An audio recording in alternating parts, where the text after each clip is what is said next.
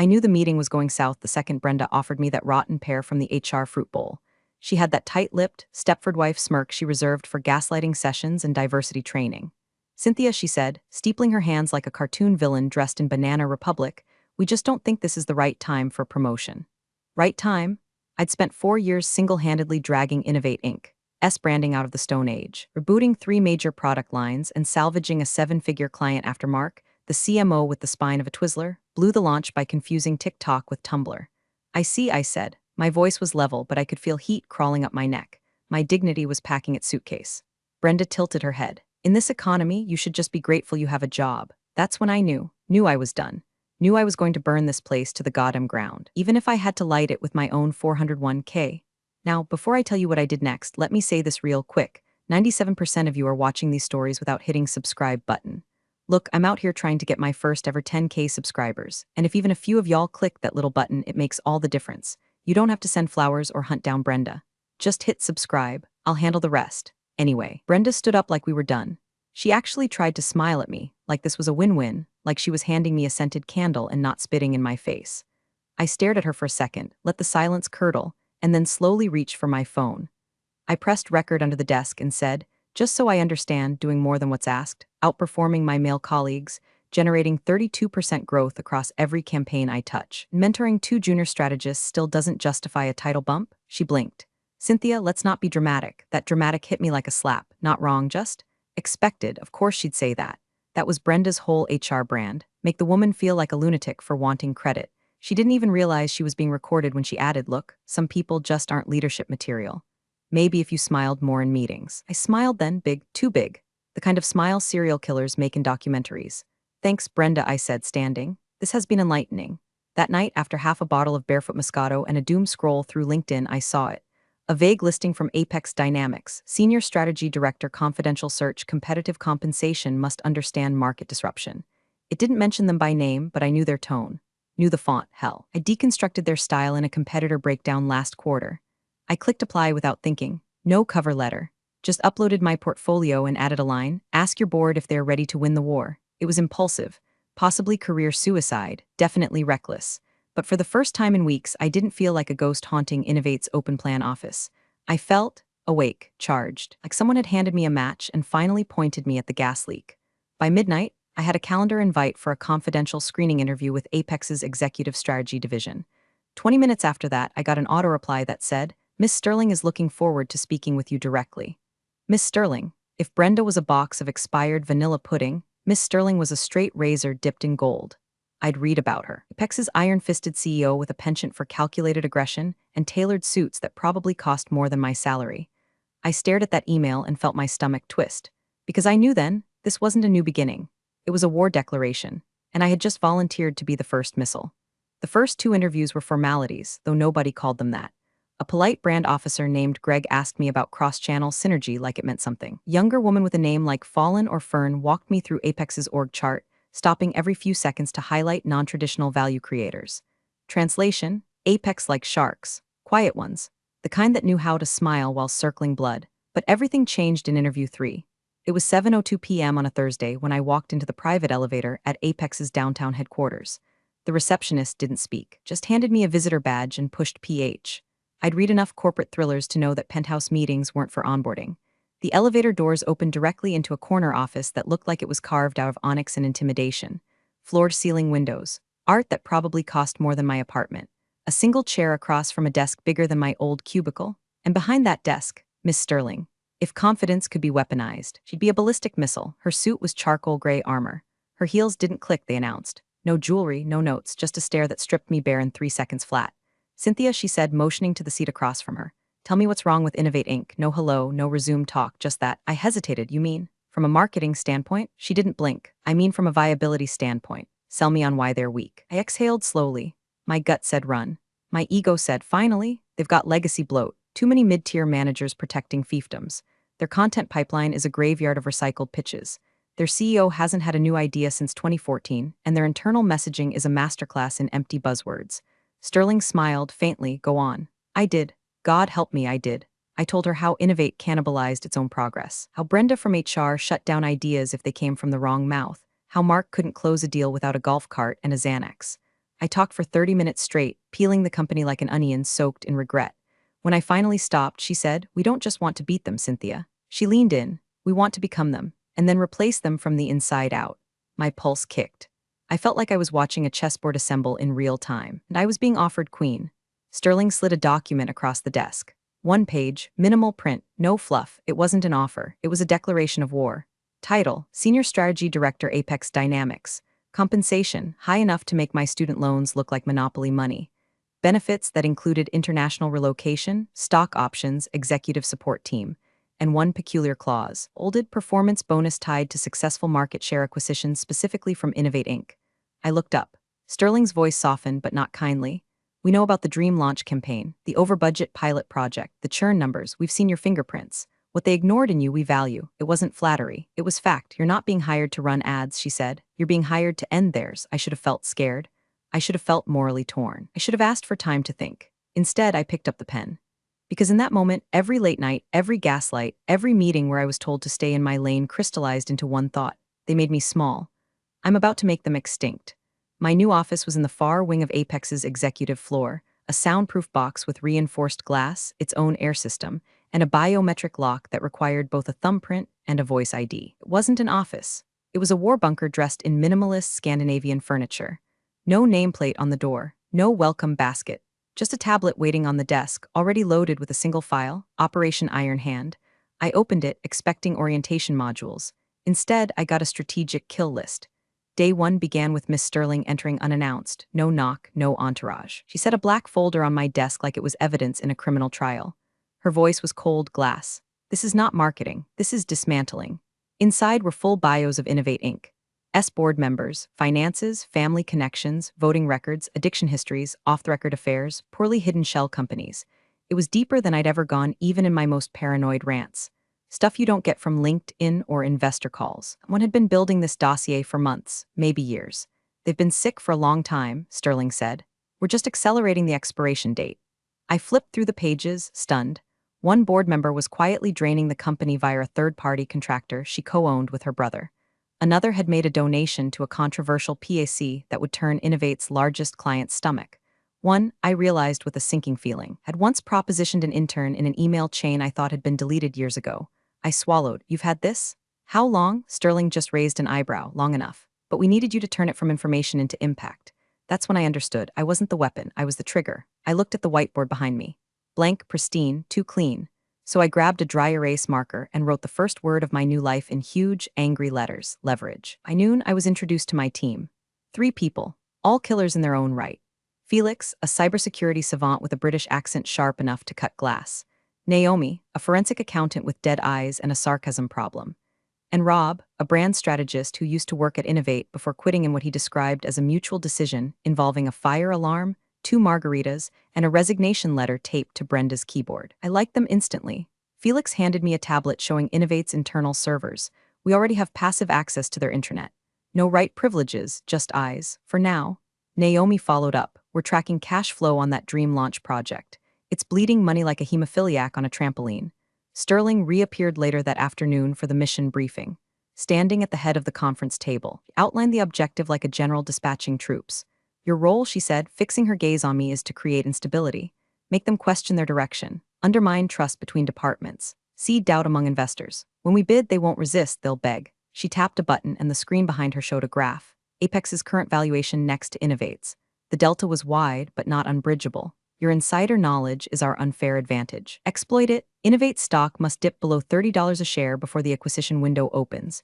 You have 3 months. 3 months. It hit me like a sledgehammer to the chest. I wasn't just starting a new chapter, I was standing at the edge of a cliff, tasked with throwing my entire past over it. The gravity was enormous. I remembered laughing at Mark's quarterly pep talks, Brenda's passive-aggressive emails. Way HR had once docked my bonus over a typo in an internal memo while promoting a guy who once submitted a deck in Comic Sans. I looked Sterling in the eye. "And the people who don't deserve to be collateral damage?" Sterling didn't flinch. "That's your call, but don't lose focus. You can't punish the system without cracking a few bones." I nodded.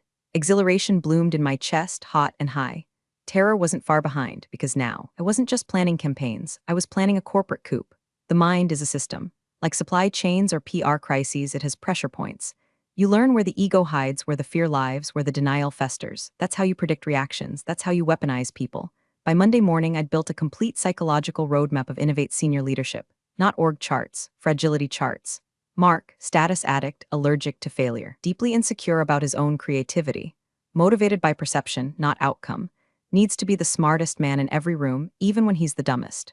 Brenda, control freak in lipstick, terrified of being sidelined, even more terrified of accountability, keeps receipts but only if they benefit her.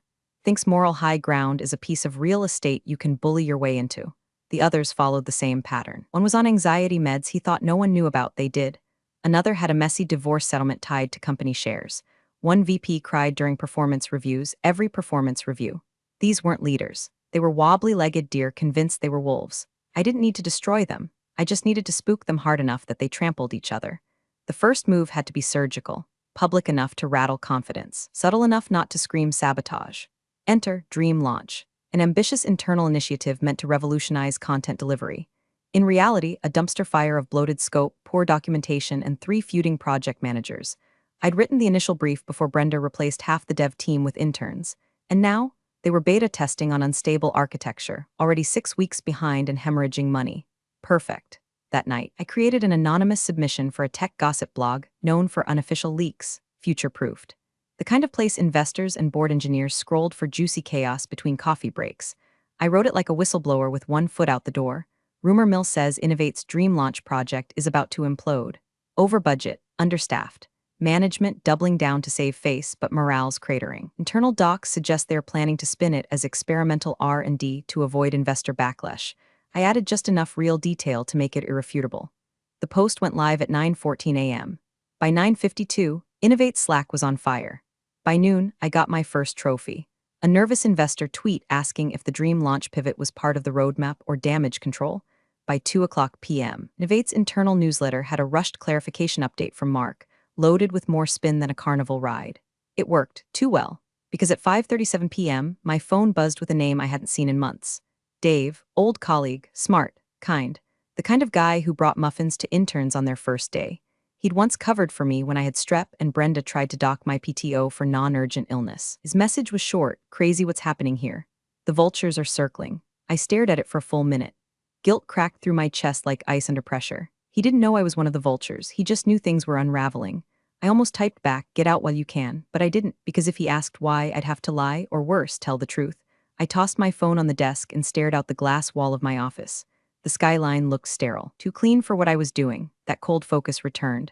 Like a second skin I hadn't realized I'd been growing since Brenda's smirk that day. This wasn't just sabotage, this was symphony, and the first note had just been played. The stock dip was small, barely 2 points, but in the world of mid-cap tech it was a signal. A ripple on the surface that said something was bleeding below. Analysts noticed, so did the board. And just like I'd predicted, Mark panicked. Instead of reevaluating Dream Launch, he doubled down like a frat boy at a blackjack table. Pulled another $500,000 from Q4 reserves to accelerate deployment, which in Mark speak meant slapping duct tape on a sinking boat and calling it agile innovation. The dumbass actually used those words in a shareholder email. I had that email forwarded to me by 3 different Apex interns, all laughing so hard they CC'd me in memes. A man duct taping a banana to a wall, captioned Mark's growth strategy. I didn't laugh, I savored, because the next play wasn't just about public embarrassment. It was about revenue. It was about impact. Innovate's biggest client was Argent Solutions, an enterprise logistics firm with a reputation for loyalty and a low tolerance for chaos. I knew their renewal date down to the week. Knew their CTO hated Mark's tendency to overpromise and underdeliver. Knew their procurement director had once whispered over drinks that if Apex ever pitched them, they'd listen. I didn't pitch. I ambushed. We launched a hyper-targeted campaign disguised as a case study series. Apex branding, but quiet. No direct mention of Innovate, just subtle language that twisted the knife. We don't call it disruption when deadlines are missed. We call it incompetence. And we fix it. We bought ad space on the platforms Argent's team used for industry research. Sponsored the newsletters their CIO subscribed to. Dropped a white paper written by one of my new staffers. An elegant takedown of bloated software launches disguised as visionary platforms. It hit like napalm in a wind tunnel. The Argent procurement team reached out to Apex within 48 hours. By the end of the week, I was in a Zoom call with their leadership, walking them through a transition plan I'd quietly mocked up 6 months ago while still chained to Innovate's slow death machine. It was like slipping into my old clothes, but this time with sharper tailoring and a gun tucked in the lining. When the deal closed, Apex issued a short press release. excited to welcome Argent Solutions into the Apex family. No fanfare, no gloating. But Innovate stock took another dive, this time 4 points. Mark went suspiciously quiet on LinkedIn. And then, the cherry on top, Brenda. At 9:13 a.m. the next Monday, Innovate employees received a company-wide email from her desk titled, "A Note on Integrity." She opened with the phrase "challenging times," followed it up with a meandering lecture about loyalty in leadership, anonymous threats to stability, and my personal favorite, rising above temptation for short-term gain. I read the whole thing twice, and I opened the recording on my phone, the one from our last HR meeting. You should just be grateful you have a job. God, the irony practically dripped off the screen. She turned herself into a martyr, the brave paladin guarding corporate virtue from the traitor in our midst, as if she hadn't protected creeps, slashed bonuses, and shoved women out of promotions like it was pillates. The email didn't anger me, it energized me, because now I wasn't just hurting a company. I was dismantling a mythology, and watching the high priests flail as their temple burned, delicious. I found out Apex was buying Innovate stock the same way I found out about most important things at Apex, via a one-sentence Slack from Naomi, dry as toast and twice as deadly. We've initiated shadow buys. Portfolio coded under shell entity NXT3.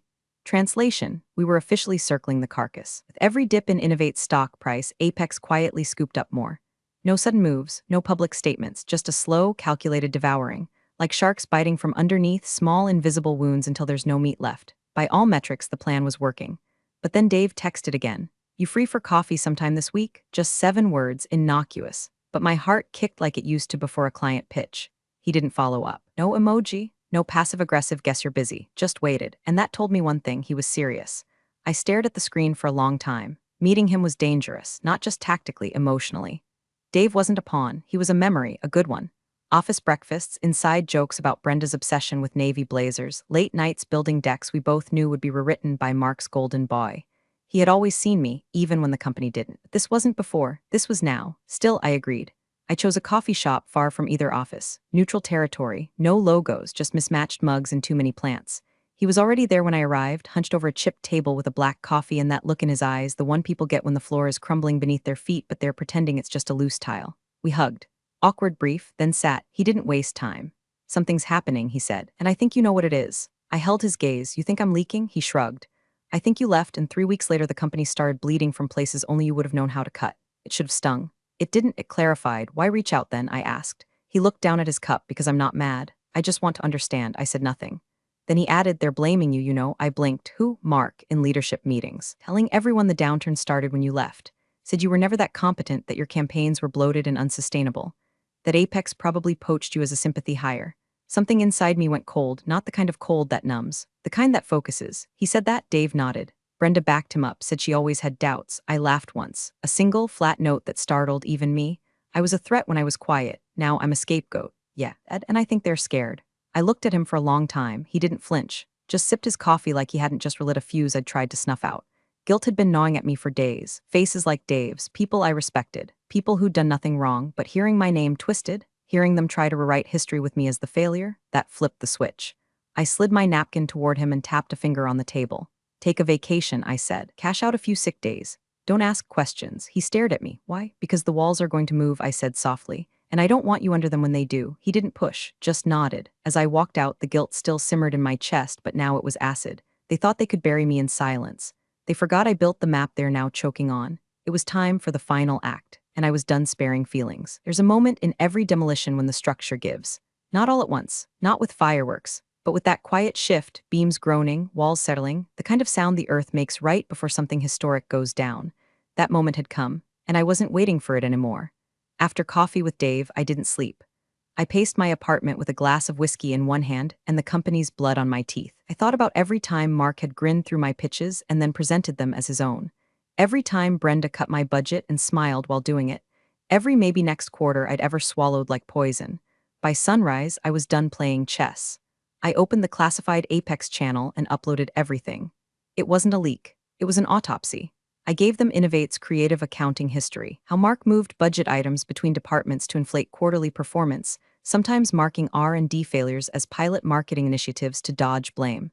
I'd seen it in passing before, flagged it, got brushed off. Now it was evidence. Then I dropped the nuclear core, a 2019 HR complaint against a VP who cornered a junior analyst at an offsite. A complaint that quietly disappeared after Brenda handled it internally. I'd seen the email chain, I'd saved it. Everyone had pretended it never happened, but trauma has a half-life. It glows even after the lights go out.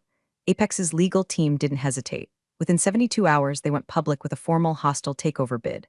The statement hit all the polite notes: market alignment, synergy potential, long-term stability. But between the lines, it was a declaration: we are coming to collect. Innovate's board scrambled. I heard from Naomi that 2 directors tried to fly back early from a retreat in Napa. One had to cancel a safari. Cry me a river of monogrammed luggage. I watched the panic from my office like a voyeur at the world's most satisfying crime scene. Felix piped their internal Slack into a dummy dashboard, read only, just for us. The meltdown was operatic.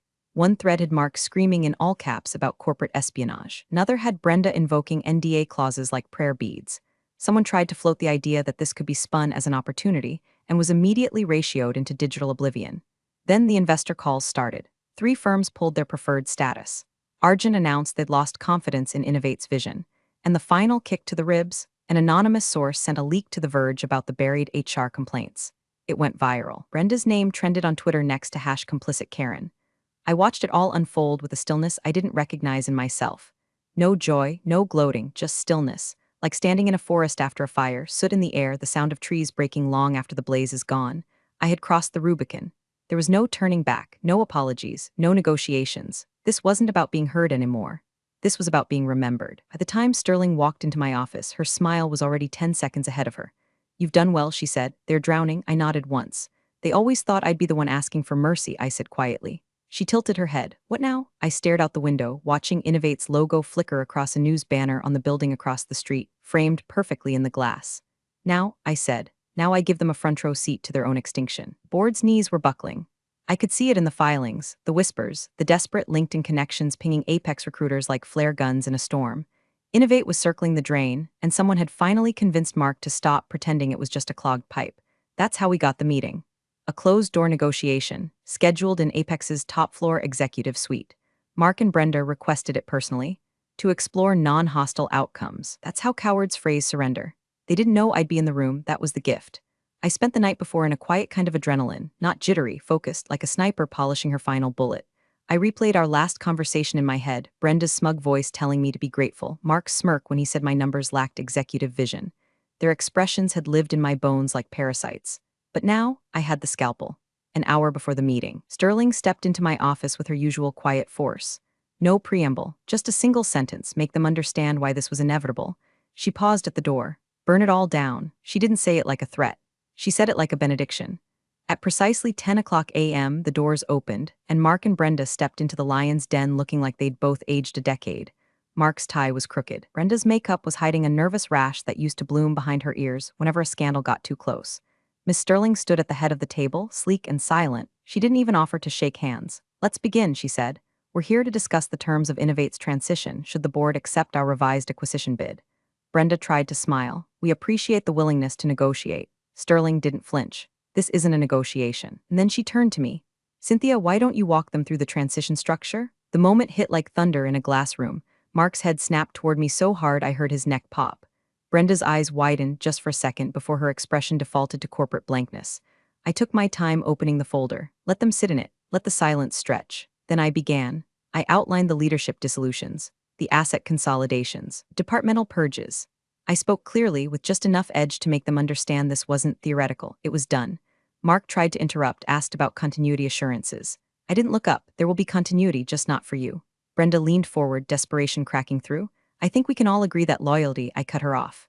I reached into my bag, pulled out a phone, and tapped play. Her voice, from all those months ago, poured into the room like poison. "In this economy, you should just be grateful you have a job." Silence. Mark blinked like a man who just realized the punchline was about him. Brenda froze, the same way she used to when someone asked about ethics in front of interns. I leaned back in my chair and folded my hands. "You told me I wasn't leadership material," I said. "You were right.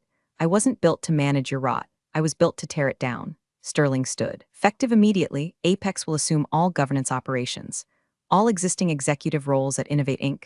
will be eliminated as part of the integration."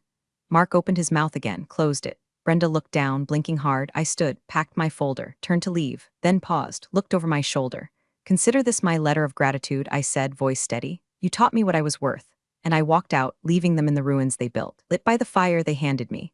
The walk to the boardroom felt longer than it was. Not because of nerves, those were gone. Burned out somewhere between the strategic asset map and the final HR scandal, I detonated like a birthday candle on Brenda's career. No, this walk was different. It was heavy with finality, with knowing there wouldn't be another round. No more schemes, no more vengeance to plan. Just the reckoning. Miss Sterling walked beside me, all composed precision and silent power. No small talk, just the quiet click of heels across the polished marble that had once seemed too expensive for someone like me to walk on without permission. The double doors opened. Mark and Brenda were already seated. When they saw me, I didn't need to speak. Their faces said it all. Brenda froze, her mouth twitching like she couldn't decide whether to scowl or smile. Mark went pale, paler than I'd ever seen him. His collar was soaked with sweat before I sat down. Sterling didn't bother with pleasantries. "We're here to formalize the acquisition structure," she said. Brenda jumped in, voice brittle with forced optimism. "We'd love to ensure this is a smooth transition. Obviously, we have valuable insights to offer." I slid a folder across the table. "Your insights are already cataloged, color-coded, and rendered obsolete." Mark narrowed his eyes. "So you're leading this." He said it like it was a personal insult. Like he still couldn't fathom the math where I ended up on the side of the table, and he was a line item in a redundancy report. "Yes," I said simply. "I am," and then I began. I pulled no punches, laid out the asset consolidation timeline, the termination packages, the legal exposure from the buried complaints, every one of them now fully documented and gift-wrapped for Apex's compliance team. Every question Mark raised, I answered with brutal accuracy. Every time Brenda tried to pivot, I shut her down with exact timestamps and receipts. They weren't in a negotiation, they were in a courtroom, and I was the prosecution. Brenda, cornered and visibly unraveling, made one last desperate play. She leaned forward, her tone suddenly warm. "Cynthia, I always tried to support you. This company meant something to all of us. Don't you think, on some level, you owe it that loyalty?" I didn't speak. I just pulled out my phone, hit play. "In this economy, you should just be grateful you have a job." Her own voice filled the room again, jagged and sharp and damning. Mark stared at the table like it might split open and swallow him whole. I let the silence hang there like smoke after a gunshot. Then I stood. "You told me to be grateful," I said, "so here it is." I walked to the end of the table, looked Brenda in the eye. "Consider this my letter of gratitude. You taught me what I was worth." I turned without another word. Sterling followed. The door closed behind us with a sound that felt less like an ending and more like a verdict. As we walked away, I didn't feel joy. I felt stillness. Like the world had finally caught up with me and fallen silent. Justice wasn't loud. It was complete. You're the real MVPs of the office jungle. Thanks for watching. Smash that subscribe button, or the coffee pot might just forget your next brew.